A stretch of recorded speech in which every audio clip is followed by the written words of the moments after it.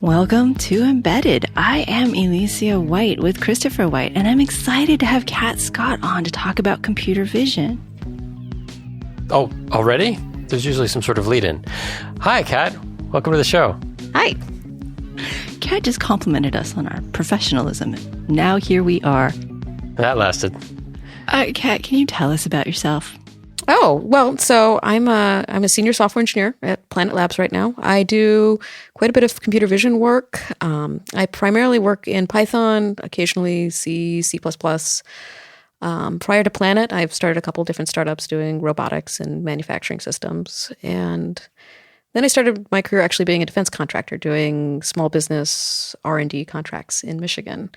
And that was quite an interesting job. That's where I kind of learned how to do robotics and computer vision and that sort of thing. You also co-authored a book. I also co-authored a book. It's Practical Computer Vision with Simple CV. It's been out for, 4 or 5 years now?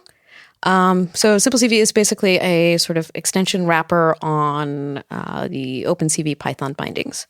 And what it allows you to do is to basically take something that may be an abstruse 100 lines of code to get working and do it in a single line of code or a couple lines of code, and makes things a lot faster to prototype, which is, I think, the great advantage of doing computer vision in Python is the ability to prototype rapidly and sort of figure out the right way to do something before you deploy it. It's usually, I find computer vision is more of a science where you have to go and try a bunch of experiments until you find something that works precisely. And that means that your prototyping time is the most valuable time that you spend. You're spending all your time doing research, developing, trying stuff. And the faster you can do that, the faster you can get things done. Cool. Okay. Mostly I'm going to ask you about computer vision because it's an area that I always want to try more in, and I'm hesitant. But before we do that, we have the lightning round. Where we ask you questions and want short answers. And if we are behaving ourselves, we won't ask you for additional information. That never happens.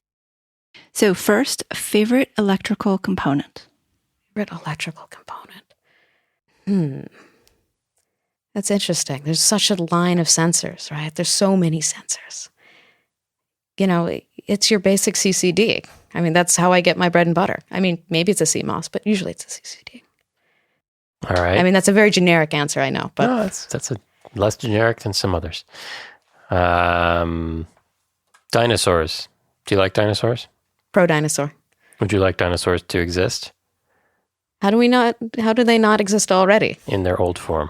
Sure. Which ones? Ooh. Let's stick to the herbivores and maybe some of the little flying ones. The little flying That ones. seems safe. Yeah. Like the California brown pelicans. Yeah, well, they were like they were like the ones that would fly that were about that size. They had the sharp beaks, right? And they dive down in the water and they'd like stab fish, and it was pretty cool. Or so we think. So we think. Science, technology, engineering, or math? Engineering. What is the most exciting sci-fi concept that is likely to become reality in our lifetime? Utopian or dystopian? It depends on your mood. I guess dystopian isn't very exciting. Oh, well, It's more terrifying. Well, it's been a really rough week. So dystopians it may not be the way to go this week. We should be positive about things. I think the utopian nature, I think, a lot of the bioscience stuff is really changing. And I think probably within my lifetime, we'll get rid of most of the cancers, I think. I think that's pretty exciting. That is exciting. Mm-hmm. What is most important to your job? A whiteboard, a soldering iron, or a keyboard mouse? Keyboard, mouse. Mainly keyboard. What is your least favorite planet? Least favorite planet? Venus. What is your preferred programming language? Python. What language should be taught first Python. in university courses? Oh, Python. Okay, so Python all the way. Yeah. What's your favorite text editor? Say Python. Emacs. Oh, I was just trying to keep the Python going. What's your favorite type of snake? You get that? That was the right thing. Ooh, favorite kind of a snake. The correct answer is Python. It's not a correct answer. I'll go with Python. I mean, should I be more specific on that? Because snakes are cool. Yes, you should be more specific on what is your favorite snake. Now I have to be specific about my favorite type of snake, and I am drawing a blank on snakes. That's okay. Toilet snake? That one's gotten me out of trouble. What did you want to be when you grew up? And don't answer snake. I can't. Okay. Actually, when I was very little, I wanted to be a neuroscientist, and that actually extended almost into college for a while. I went through a year period in college where I thought that was what I was going to do. Mm-hmm. And then I took chemistry. Hacking, making, tinkering, or engineering? Half engineering, half hacking. I'm done. Oh, okay. Then what is a workday like for you? This one can be longer, of course. Well, workday, I think it's not very standard. I'm quite actually, Planet is fantastic. I really get on a normal day, I get about 7 hours of coding in all day. Coding and then discussing and thinking through things. So I don't do a lot of meetings or managing or anything like that. It's very much like come in, I have objectives. I really like having a day-to-day where it is every day the software that you write does something more than it did the day before, and you can have a discrete sort of accomplishment every day. So lately I work a lot on doing image recognition. So at Planet, we have lots and lots and lots of stuff coming down. Pretty soon, the entire Earth every day is being imaged, and we can't process all of it. And we can process all of it, but we shouldn't, because a lot of it's clouds. Phenomenally, like 40-50% of the world is covered in clouds every day. And you can't really see anything. And that information is not really useful, and so we shouldn't process it. So I'm sort of working on how to weed out all of this scenery that is not particularly usable or sellable. So this is Planet. Patrick is at Planet. He was on the show recently, and we talked about satellites that image the Earth every day. Formerly Planet Labs, now Planet. And of course, they're still hiring. Yeah, we're always hiring. How long have you been there? I've only been there about 3-4 months. Yeah, because I thought you got the job after we scheduled this, or you told me about the job after we scheduled this. Yeah. Why would you? It seems like taking the clouds out in post-processing is less efficient than just not taking pictures when there are clouds. Yeah, generally. But you have a constrained environment on the satellite, and the way you sort of address these problems, right, is that you assume that every bit of data is probably sellable or usable. And you're always trying to aim for the most data to go through, even if it is not correct. So you want to process things even though they are clouds, because if you lean the other way, you're losing stuff that you can sell. And still, computation's pretty cheap. So since the satellites are constrained, we can't do quite a good enough job. I mean, there's stuff we're working on right now.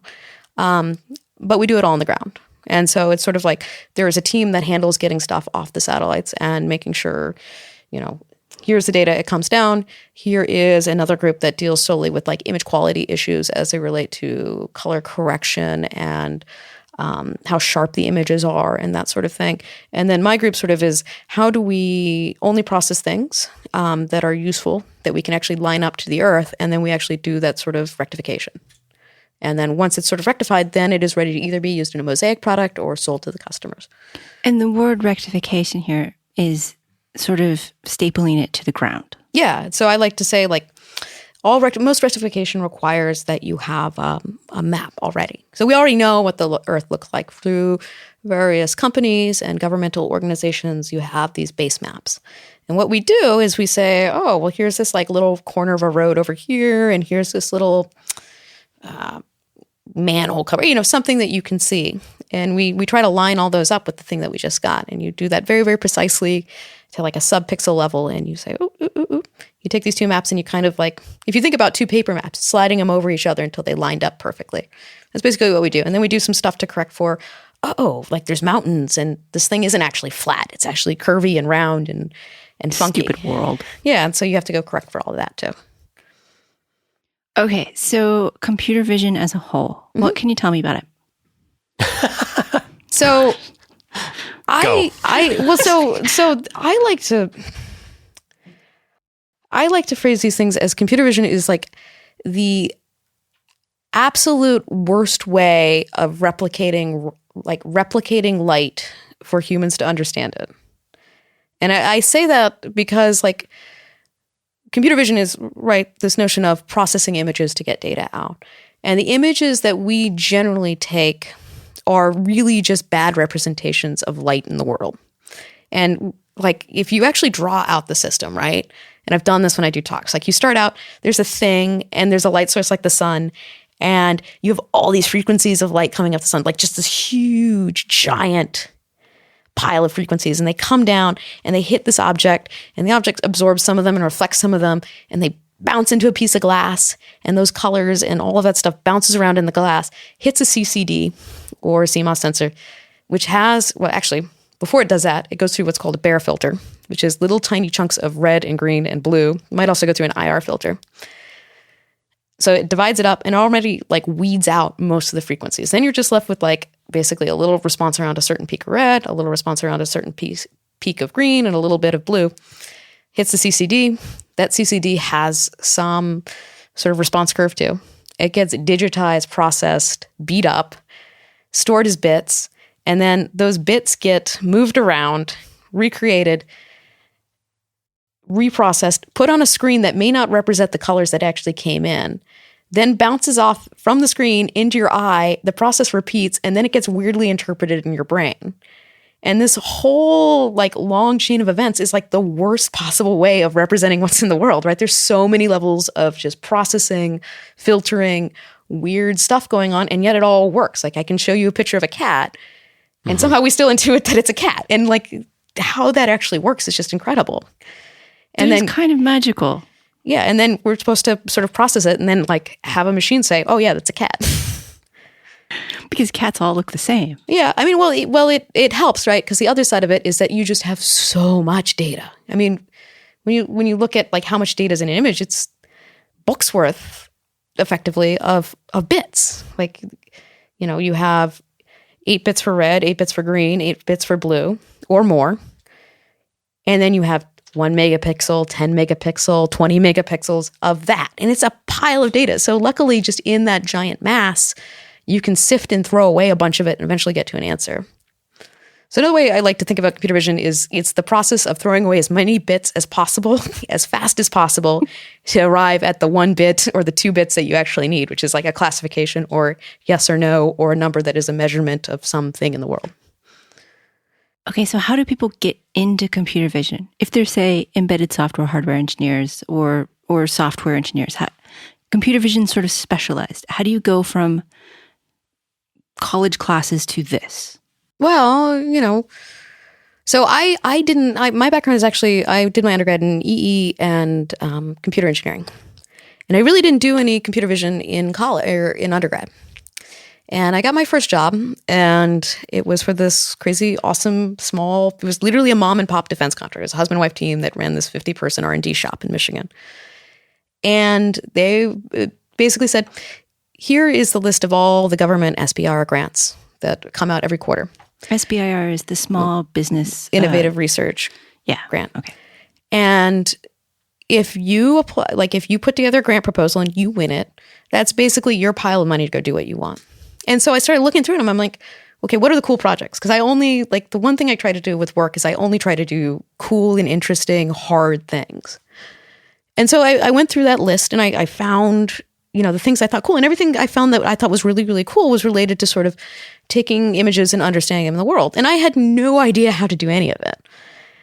But I could sit down and read papers and like read through tutorials and just sort of work through it and try to understand, break problems apart. It's just a general engineering principle. It's like, well, how do I solve this problem?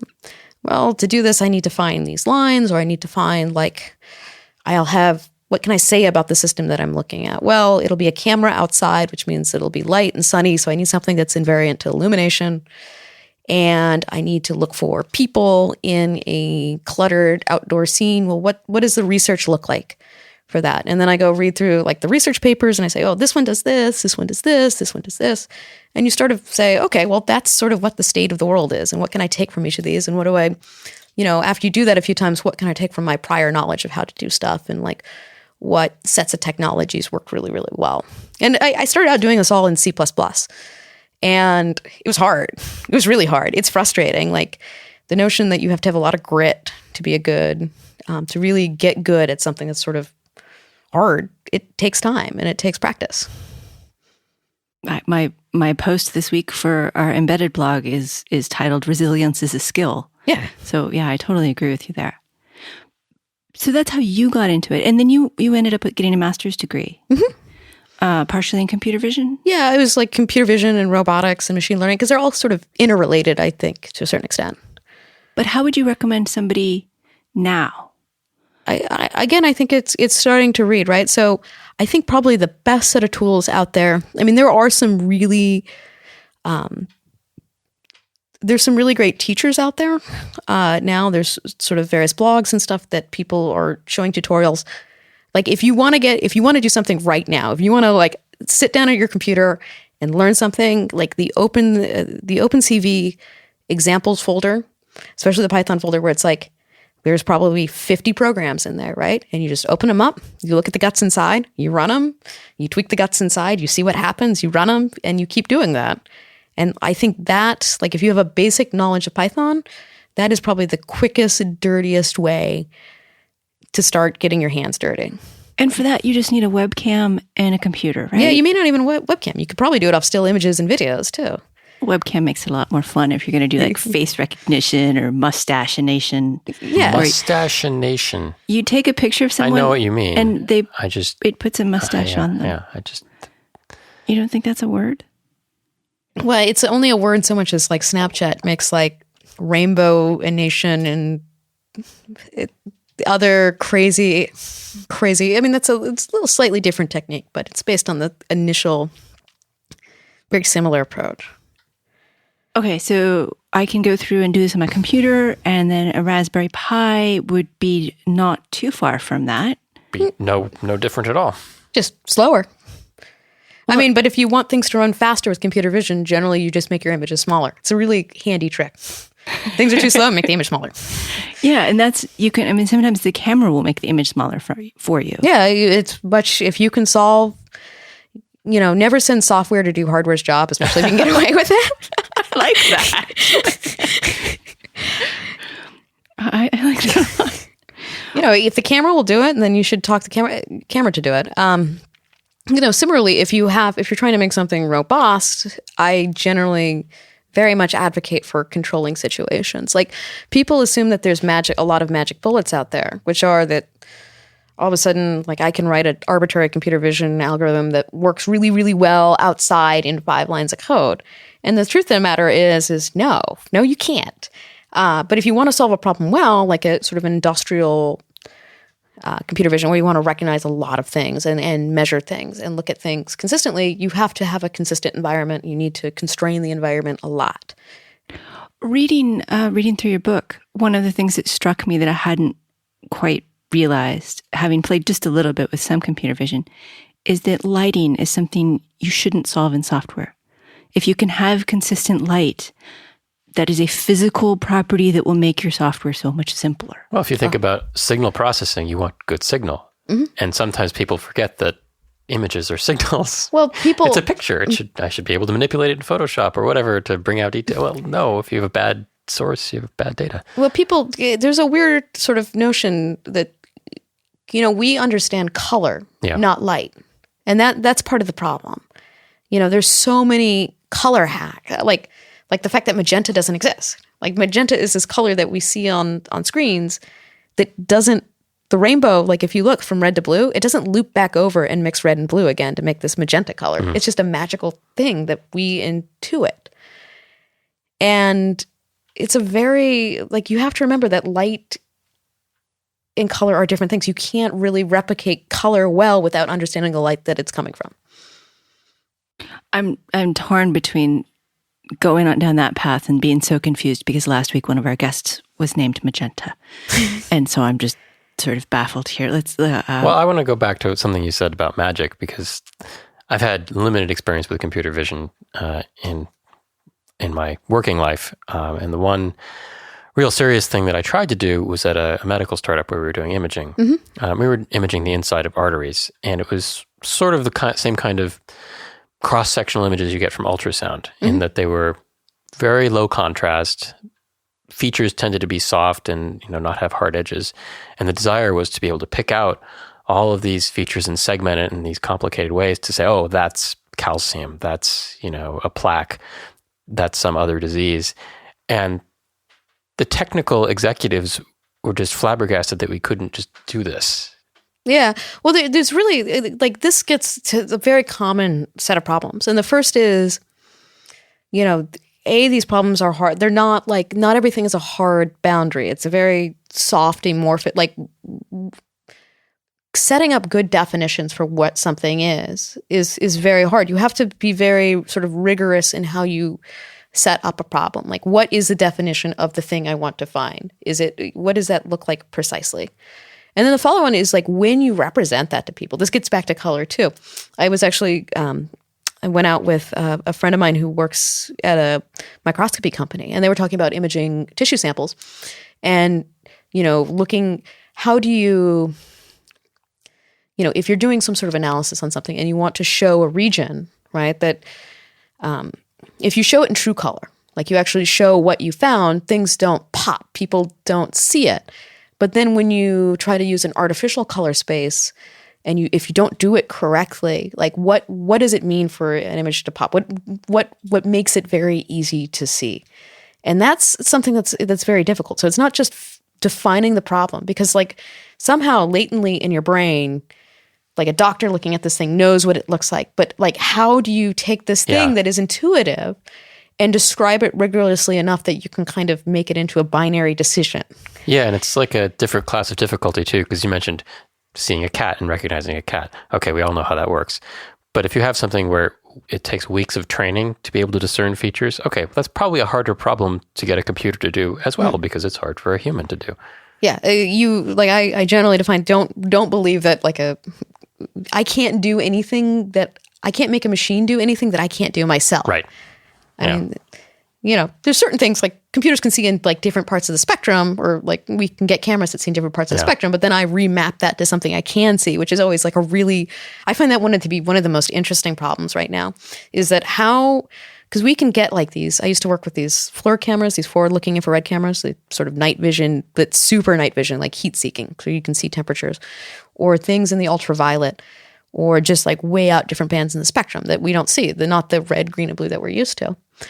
And how you remap those such that people can understand them when it's something that we just don't have the capability. If you look at IR images, IR photography is a different form of photography. You can go buy this IR sensitive film and you go look at outside, all the tree leaves are white because that's how they look under IR.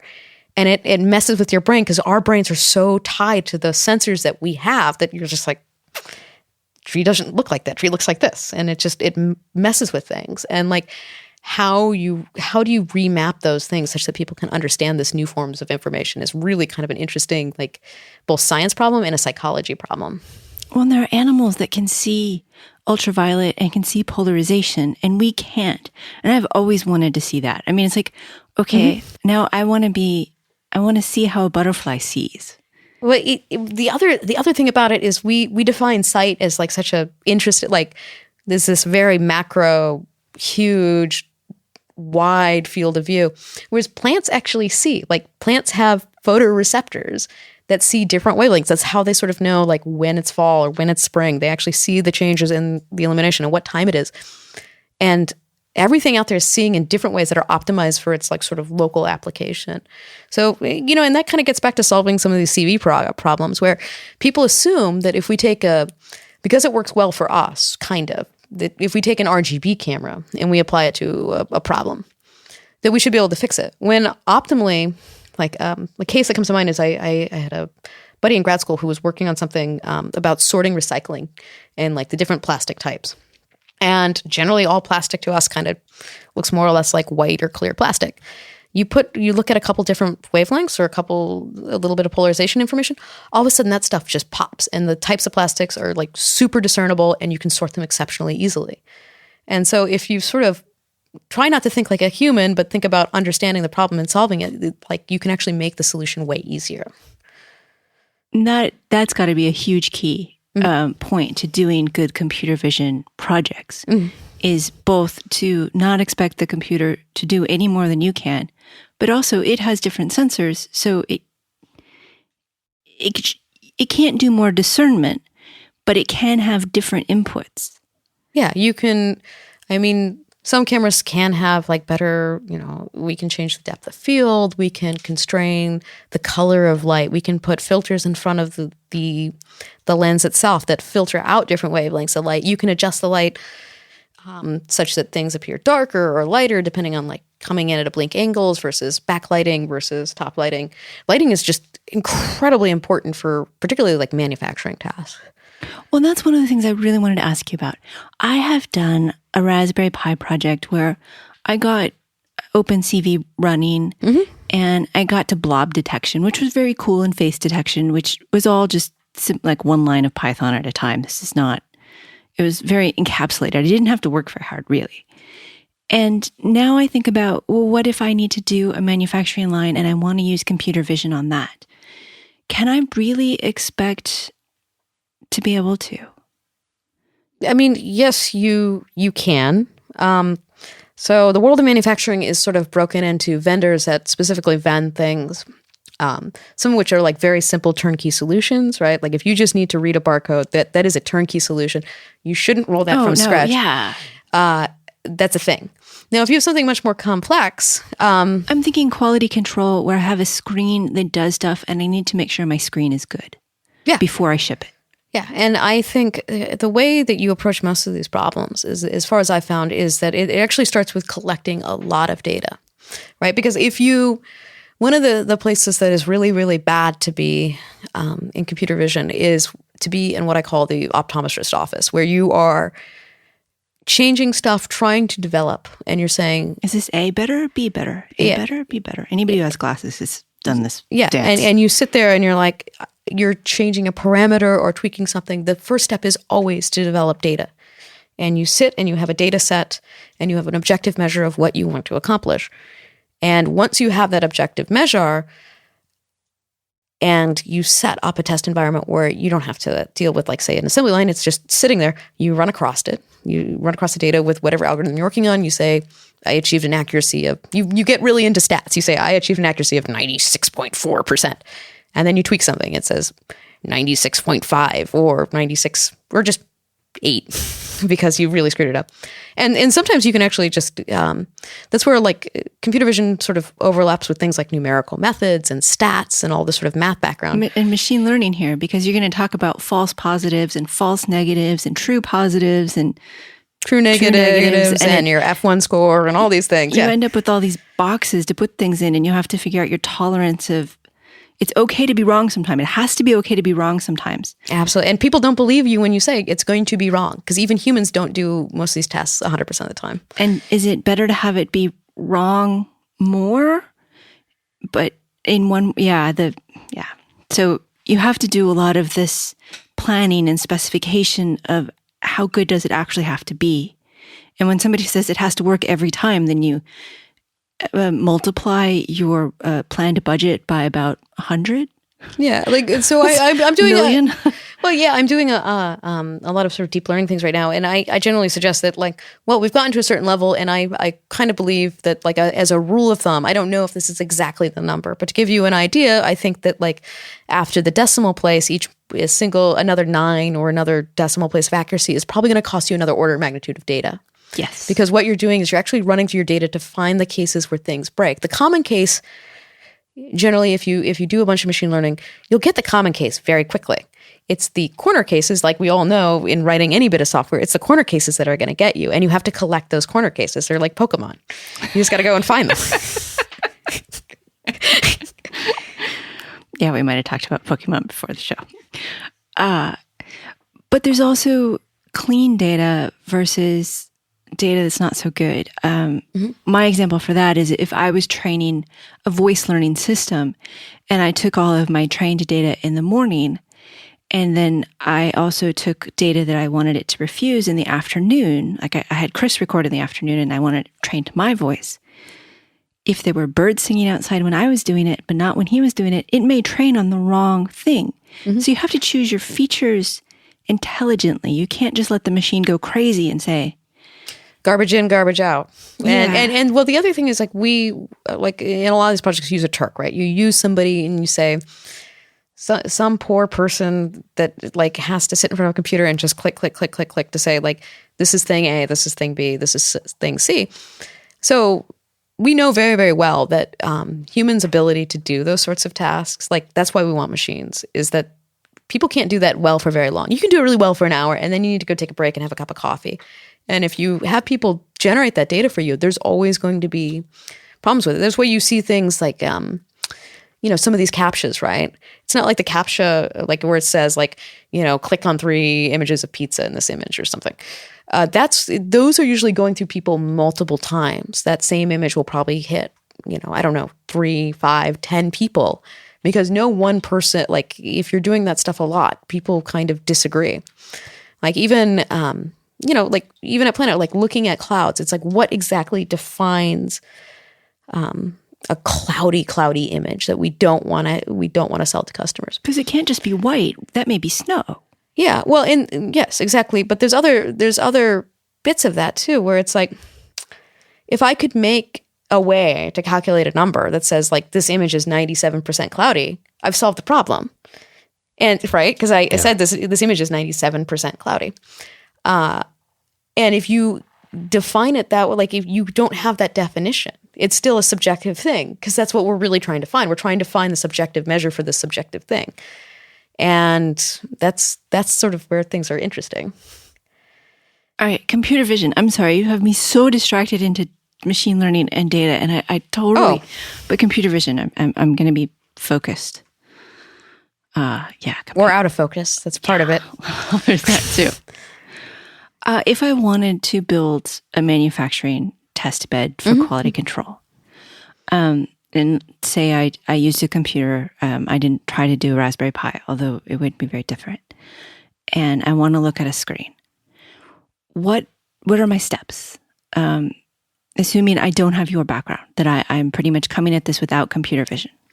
Okay, so the first step is you need to find a camera, and you need to figure out what your illumination situation is, right? And you probably want to specify the problem. So you have some problem that you want to solve. You want to sit down and very rigorously define what success looks like, maybe get an idea of how often things will happen. Say if it's a widget, you want to say, toss all your broken widgets in a box for 2 months, all the rejects, because we're going to run those through every single day. Because those are the things that you really want to catch. You're going to have millions of good widgets. So you first set up defining your problem. Like, this is what I want to find. This is how I know I will have found it. This is roughly what we think it'll perform at. Then you have to go and specify, before you even do the software side of things, it's really, you should pick the right tool for a job, which means finding the optimal lens and set of filters. So do I need RGB? Do I need to work in near IR? Can I just get away with a grayscale image? Do I need like a high bit depth, because this is something where there's not a lot of contrast? So try to figure that out. And fewer bits is better. I mean, because a smaller image is easier to deal with. Smaller image is easier to deal with. A higher, more bit depth can, if you have less contrast, can pull stuff out a lot easier. Like I said, it's all about throwing away. It's about throwing away bits as fast as possible. But if you need those particular bits, then you just need them. Don't throw them away too fast. Yeah. And so first, sort of figuring out a lens camera system, like what frequency does the camera have to operate? Should it be running over USB? Do I want it to run over Gigi? There's all these different protocols. Is it going to vary in temperature between negative 22 degrees and 120 degrees, or is it just going to be 70 degrees all day? And will I have to deal with stuff like lens fogging or anything like that? What does the lighting environment look like? Will I want to put lights in to drown everything out? If so, how long will they last? Where should I position them? How are they going to get powered? that sort of thing. So once you sort of deal with those hardware externalities, then all the really hard problems, and we haven't even opened Python yet. Yeah, you haven't even opened Python. So then, depending on who your vendor is, you may be writing your own drivers, or not writing your own drivers, but they might have like a C API, right? Yes, they do. Camera link. Oh, jeez. See? So they may or may not. They may or may not be supported in Linux. They may only run on Windows XP. You don't know. Vendors, like, pick a vendor who has really good support for all of these things. It's horrible to get in a situation where you have to buy the cheapest camera and it has the worst support. Yeah. There may be an open source Python wrapper to it. There may not be. You may need to use like some sort of. You might have to write your own Python wrapper to actually get at the camera library. You may not. It really, that's all vendor specific. I've found recently on a couple of projects, I really, robot operating system, if you're going to like build this on Ubuntu, I think there's going to be some Mac and Windows support actually fairly soon.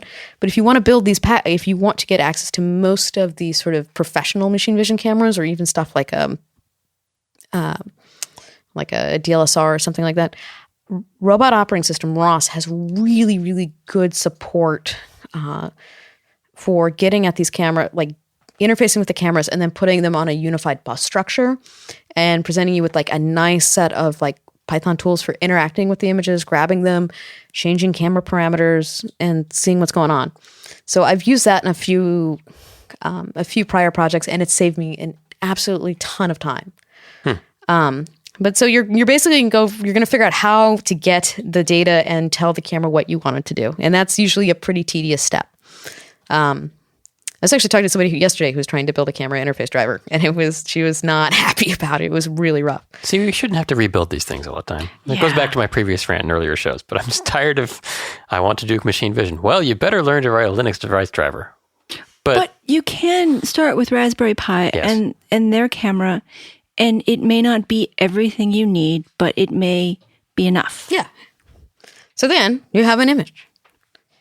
Well, let's just assume now you have an image. You have a JPEG or a PNG or something raw, whatever. Then it is a matter of figuring out what you want to do with it. And that can be as simple. You can do IPython. I've actually been doing a lot of my prototyping, depending on what it is. A lot of it goes into Jupyter notebooks first. Like, I just want to see Jupyter's. It's now sort of more cross-platform where you can work in other languages, but it started out as IPython notebooks, and it's sort of grown into this inclusive community of different languages. But the way to sort of think about it is, in the browser, you can run code, visualize code very similar to MATLAB, where you have like Matplotlib. I've been using Bokeh lately, which is just builds these beautiful, impressive plots that people love. That are nice and interactive, and you can save them in their like JavaScript, HTML, and like you can keep all your documentation in there about what you're thinking as you go along. You can actually see like process, like the newest versions. It's incredible. You can actually see like how much of a resource you're consuming. You can farm stuff out to multiple computers. It's like the sweetest development environment. I'm not sure she answered the correct thing when she said her favorite editor was Emacs. I do a lot of work in Emacs. So Jupyter it's an IDE for Python and other languages. Yeah. I have PyCharm and I have Anaconda, Anaconda isn't really an environment, but PyCharm is sort of an environment. Is that similar? I don't know what Jupyter is, so I'm trying to figure out where it is. I think the primary difference is like PyCharm, I believe, is an IDE that is actually like, compiled and runs on Mac. It's like running Visual Studio, whereas IPython is more or less like an access to a Python shell in your browser. Yeah, okay. With like a lot of like sugar on top of it to make things render and be pretty and little be savable. Macros and yeah. Oh, and you have like access to your documentation. It's the cat's pajamas. Okay, cool. Learn something about Python. So, and then it's really, the process of solving these problems is really, it's really specific to what is going on. And I no longer pontificate about like a particular approach to generally doing stuff. I have hunches, but for any computer vision test, and this is part of the reason I like doing stuff in Python so much, is that you set up your metric, right? You say, this is the thing I want to do. This is what I know it'll be done. And then you throw a bunch of stuff at the wall. Like, you have some inclinations given prior problems. You say, like, oh, I think I can just do, I do a little bit of contrast adjusting. I do a threshold. I find the connected component and I measure the center of this thing. I think that'll work. But you don't know. Like, you just start throwing stuff at the wall and tweaking, and that's where that number, getting an objective measure of what you want to do, really, really helps you, because then it's like, instead of, it gets you away from this optometrist test. Better, worse, because you can just be in your basement. If you have enough sort of gumption, you can just be down there trying to make things better indefinitely. Forever. And if you have a number, then you at least know, like, oh, if I get it to 95% tomorrow, I just have to spend tomorrow getting it to 96. And I have a time when I go home. And 95% of something. You can't just have it be better, 95% good. It has to be 95% accurate over these data sets or over these problem definitions. Yeah. I've had the 95% better, and it's like, better in what way? But what you said suggests that you do have to have enough knowledge to understand some of the basic kind of operations, like you said, thresholding and connect, finding connected segments and things. So there's like a handful of things like that you kind of piece together to get your result. I mean, for an analysis task like that, that is going to be, you're what I almost like to call, like, sort of early. It's like first gen normal. It's image processing, right? It basically takes things from 1D and extends them to 2D. So it's thresholding values above a certain level, throwing away values, basically looking for discontinuities, which are effectively edges, right? Or looking for corners. Corners are exceptionally important in most computer vision tasks because they allow you to sort of position things. And a lot of that stuff, especially for, these sort of old school problems, it's like, find a bunch of points, fit a line to those points, or fit an arbitrary function to those points, or take the outside and measure across various vectors across something. I mean, it's a lot of geometry, really. In your book, there were terms, and it seems like some of these terms are related to what you're saying now. Mm-hmm. For example, dilation and erosion. Mm-hmm. And I was about to define them, but if I was smart, I would say, could you define those? So these are what we call basic morphological operations. So when you have an image, right, you have each pixel has 8 bits of red, 8 bits of green, 8 bits of blue. And that's great for representing stuff, but it's not really good at throwing away bits. And so if you want to throw away bits, you basically say, is this a bit I care about or a bit I don't care about? And you can usually do that about brightness. So a thing worth thinking about is, I guess before I even talk about RGB, there's sort of color spaces, right? So you have a notion of red, green, and blue, but you also have a notion of dark and light, like bright things, dark things. And so you can map between red, green, blue, and bright and dark. And there's all these different color spaces. HSV in particular is pretty handy. And so what a threshold is you say, hey, I have bright regions and dark regions. Give me all of the pixels that fall in between this brightness and this brightness, or between this color red and this color red. And you label them as all being, say, ones, as being white, and everything else is 0. So once you have that pile of 1, 1, 1, 1, 0, 0, 0 on a grid, you basically say, well, if I have a white pixel, a black pixel, and a white pixel on one column, and then another column where I have like a white pixel, white pixel, white pixel. So I have like basically a reverse letter C, is what I'm thinking. So like a dilation would say, well, if you have that letter C, one of the operations is to take that black chunk that's in the center of C and change it white. And so this has the effect of sort of like if you have a blob, right? A bunch of these pixels all contiguous. It makes the blob grow. You're dilating it. You're making it bigger. So if you're next to a black pixel, mm-hmm. or if you're surrounded by white pixels and you're a black pixel, then you go white. Yeah. Okay. And erosion's similar. Like if you have like a one little pixel sticking out of like, so if you have like a row of 5 white pixels and then another row on top of that where the center one, there's just one white pixel on top of that. An erosion operation will get rid of that white one. And what you're basically trying to do is you're trying to manipulate this blob to make things sort of separate or combined into contiguous regions is usually what you're going after. And so the example in the book was tools on a pegboard.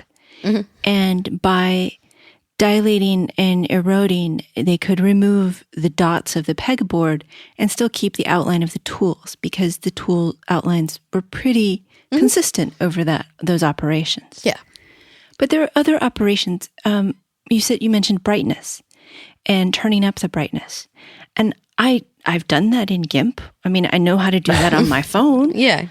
But I did not realize that one way to think about brightness was just adding the image to itself or multiplying by more than one. And that was brightness. That is the mathematical operation.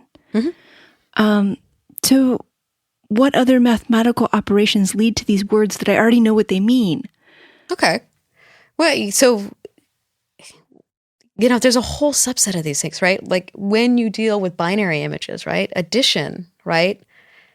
Goes back to sort of being logical or, right? So if you have white and white, you have two whites, they're still going to be 255. If you have one white and one black, it's still going to be 255. Like, so addition and subtraction have that same similar effect. Let's see. When you start talking about edges, right? An edge is really where you're going and you're looking for a derivative. I mean, if you want to think about it more simply, you have two adjacent pixels. One may be, say, like 0, and one may be 255, and you subtract them from each other, and you put it back in the original pixel, and you say, oh, this is 255. But the next, so let me re-explain that a little bit. You have 0, 0, 0, 255, 255, 255, and you go 0, 0, 0, and then you flip to the 255. Well, that's an edge because it's like the subtraction is going to be 255. And you go to the next one and it's 0. And so it goes away. And so all of a sudden, if you look at this as a line, it's like, boop. And that's an edge. And that's how you start finding edges. And you find two sort of edges in each direction. You all of a sudden have like a corner. And those can be super handy. There was also subtracting two images to show motion. Mm-hmm.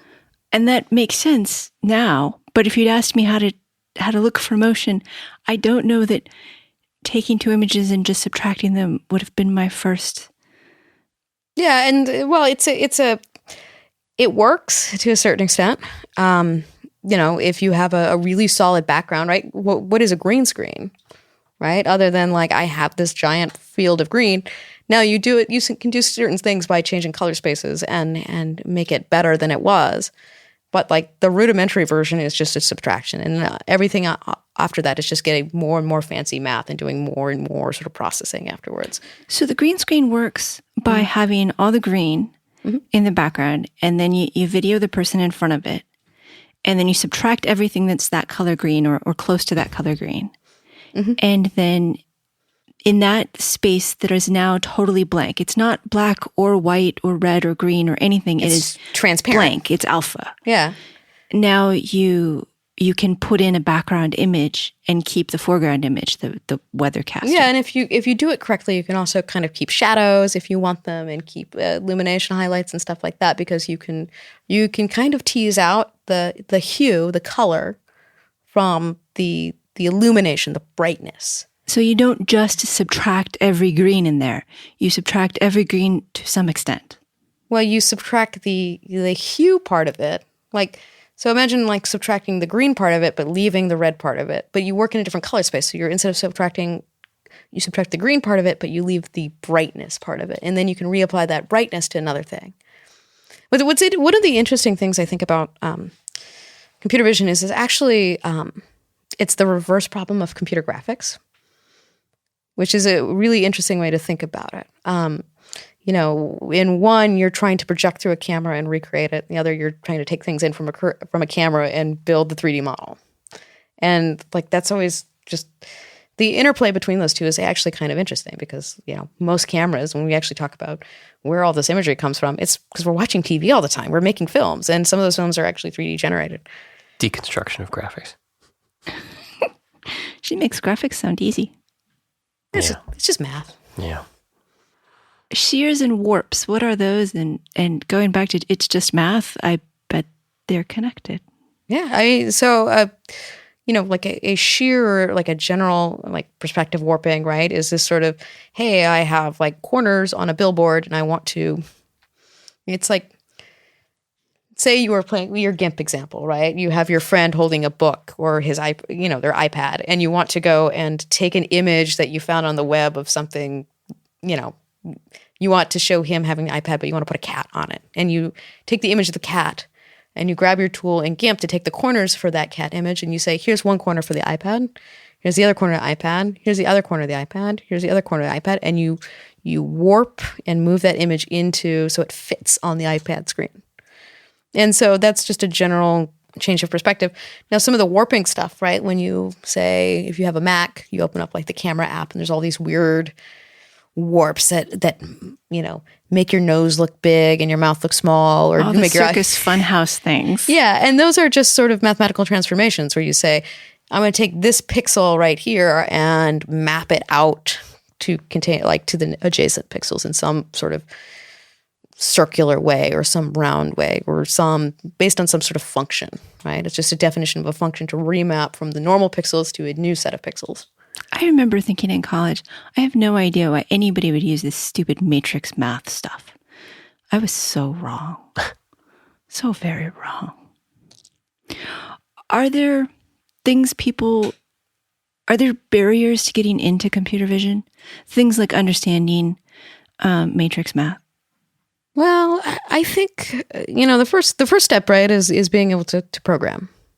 I think that's a huge barrier.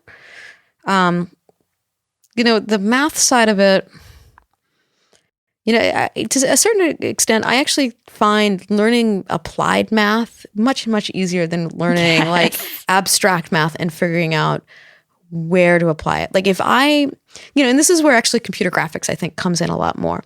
If you sit down and want to learn very basic elementary linear algebra, it's not exciting stuff. At least I don't think so.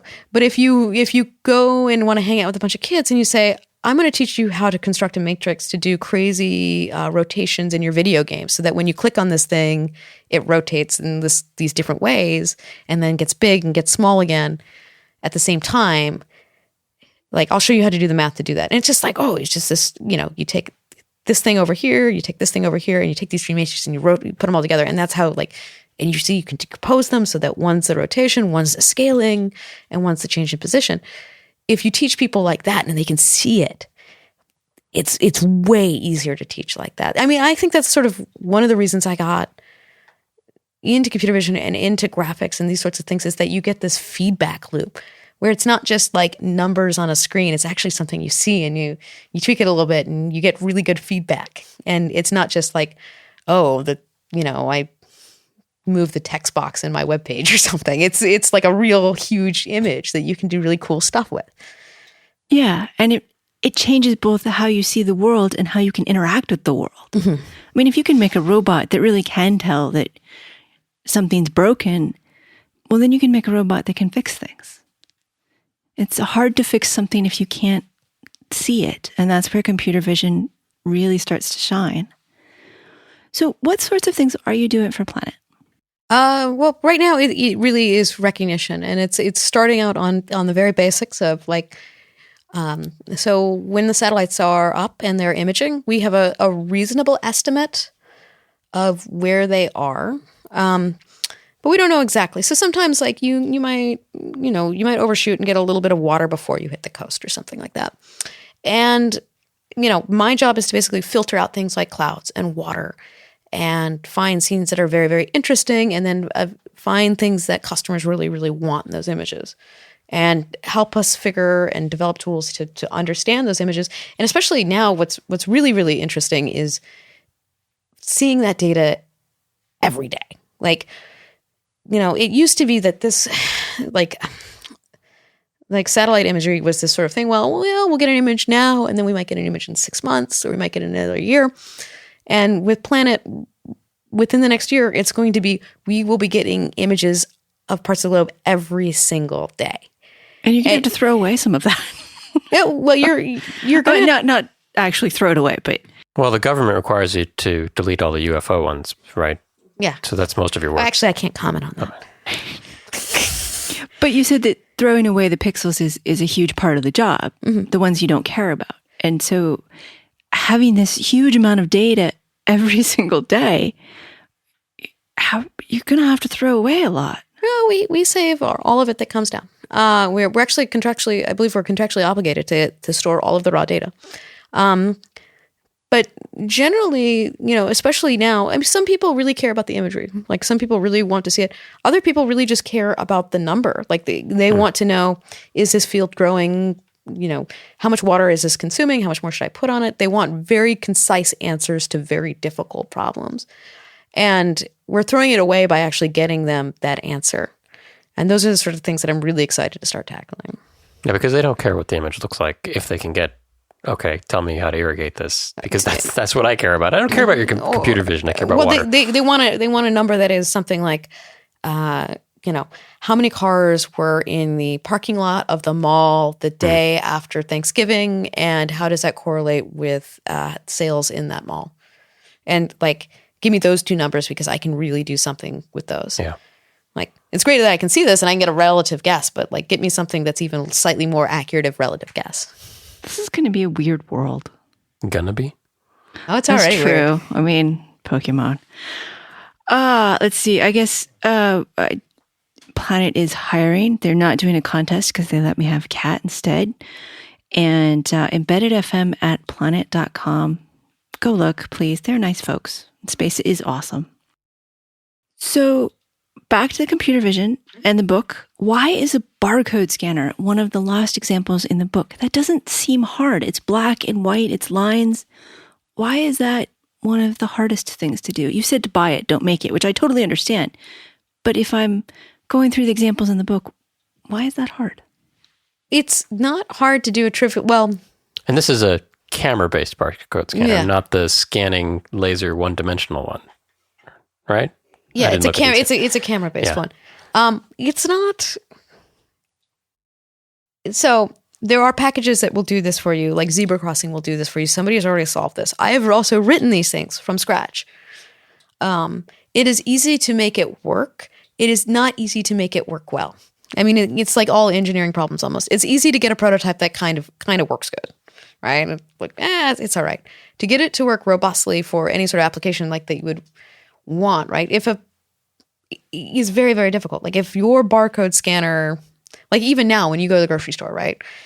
It still screws up maybe 1 in 20 times or 1 in 10. And that's annoying, right? Like the clerk's sitting there like, I gotta scan. And then you're just waiting. And then like they're wiping it off. And then they're to the voodoo gods to make it work. Yeah. And it's a very, very difficult problem because there's so many different, you have this camera, right? That's probably fixed. And then you have this thing that you can rotate in all these different ways, and it can still be kind of seen. You can kind of see the barcode, but you may not see the barcode, and the projection of the barcode in the camera could be really, really weird. So you definitely want the common case to be it flat right across the thing, but you don't always get that. And so making it robust to all these different kinds of ways that you can turn the barcode and manipulate it and warp it and shear it is very, very difficult. And to then on top of that, there's lots of different barcode formats too. Yeah, that didn't seem as hard a problem. But the warping and shearing and dealing with lighting effects, if the barcode is half in light and half isn't, you can't use the same threshold to say what's light and dark. Yeah, there are techniques to improve on that. This is also why certain things like, well, you may actually want more bit depth because you just can't get that data out unless you actually have a little bit more range at the dark side. And is that a similar problem to like putting known features around a room if you want to do like position detection, or if you're trying to do some robotic thing where, okay, I want to go over here and find this position. Well, I'll put a thing that looks like a barcode. Like the QR code. Can you make that an easier problem than the general barcode case, I guess is my question. It's effectively the same problem. Yeah, right? okay. And you kind of intuit why you do this. Like you have to understand the logic of why barcodes in some ways are the shape they are and why you use those for like understanding position. So if you stare at a white wall, like if I were to sit you in a infinitely large room with a giant white wall and you're just kind of floating in space, If you move away from that white wall, you don't know really how far away you are. And if you move to the left, you don't know that you moved to the left or the right or up or down because you have no way. I mean, you might feel it in your inner ear, but you don't know how far. If I put a single line, like if I had a giant pencil on this infinite wall and I drew a line, you could tell if I moved you, and it's a horizontal line, you could tell if I moved you up or down relative to the line.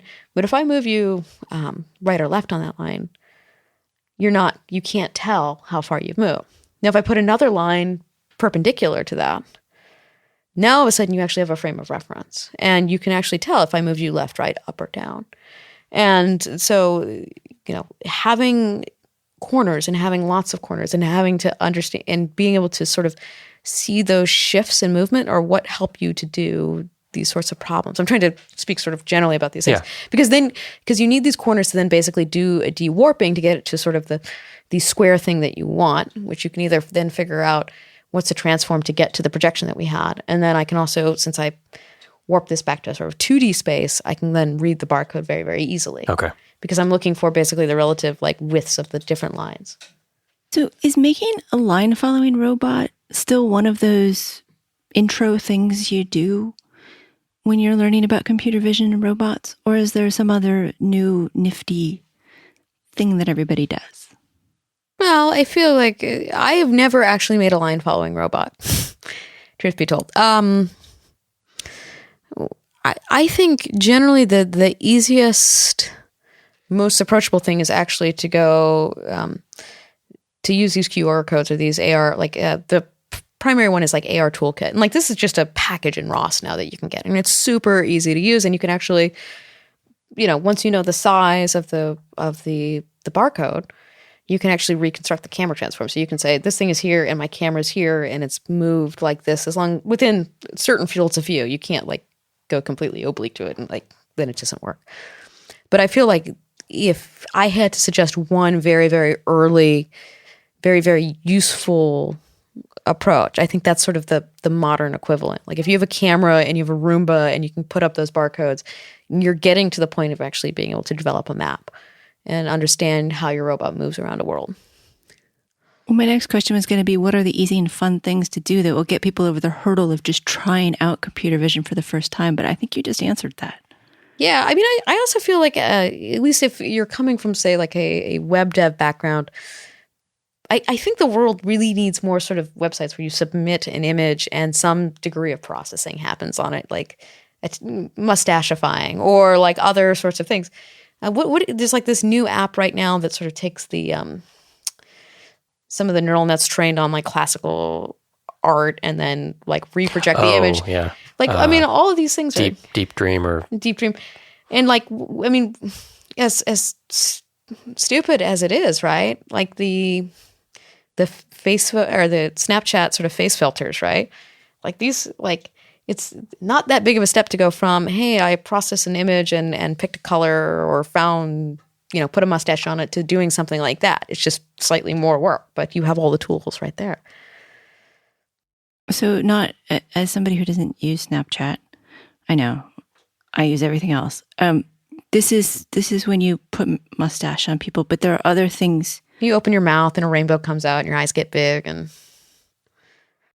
All right. This is sort of like when they're doing the Pixar movies and they make the faces based on actors' faces and they move, you can almost see who the actor is underneath. Yeah.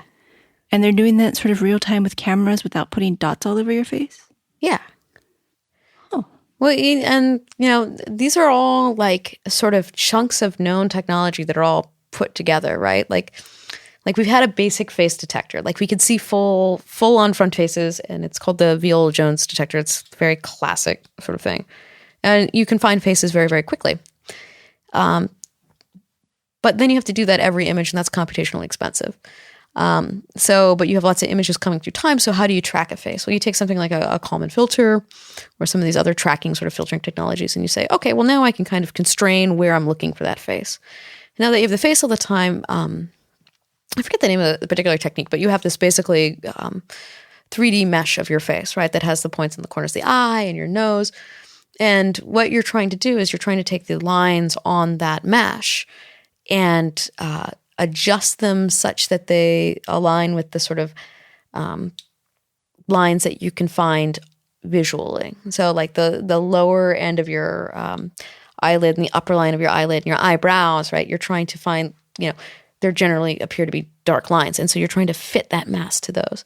Once you have that in 3D, then you can say, oh, reproject this image, this mustache or whatever you want onto it. And we've taken each bit of that sort of pipeline and sped it up and optimized it. And that's what's going on there.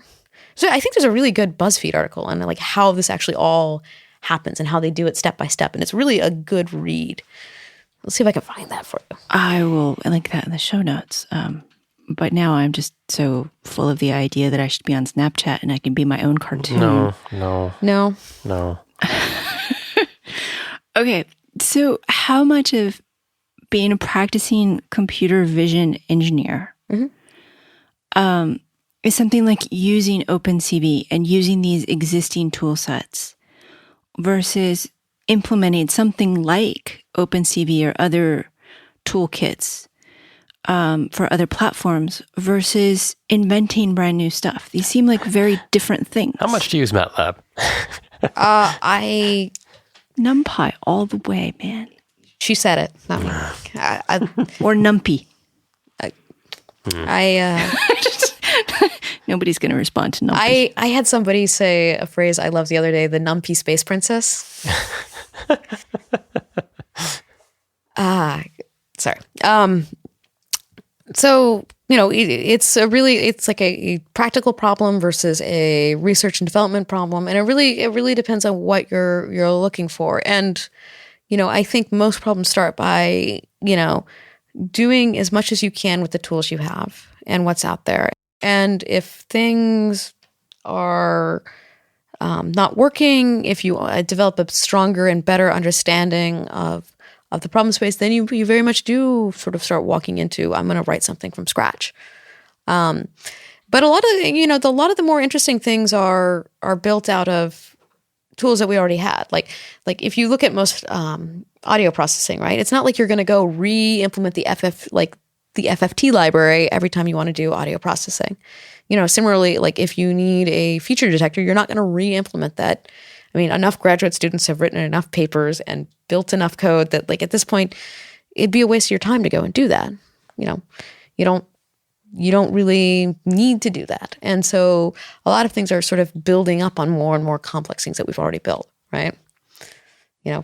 I think any sort of development at this point is sort of standing on the shoulders of giants who've been doing this work for years and years and years.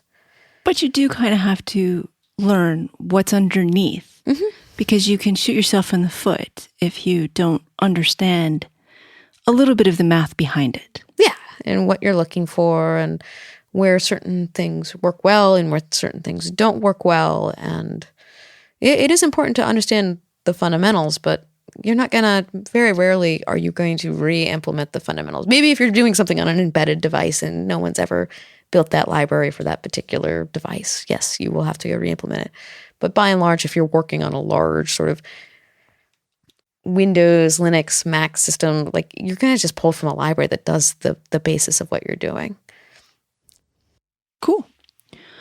All right. I'm about out of questions. Christopher, do you have anything? Do I have anything?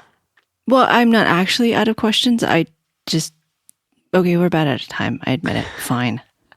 Do you have anything? Anything at all? I have nothing. Nothing. Okay, then I guess I do have one more here that I would like to know. Do you have anything to say about tempo automation? They're great. Go send boards to them. Okay, so cool. What was raising venture capital like? It's super fun. Go send boards to them. It's an interesting world. I mean, being an engineer, it's not exactly what I do. I just kind of explain the hard technical parts and why it's important.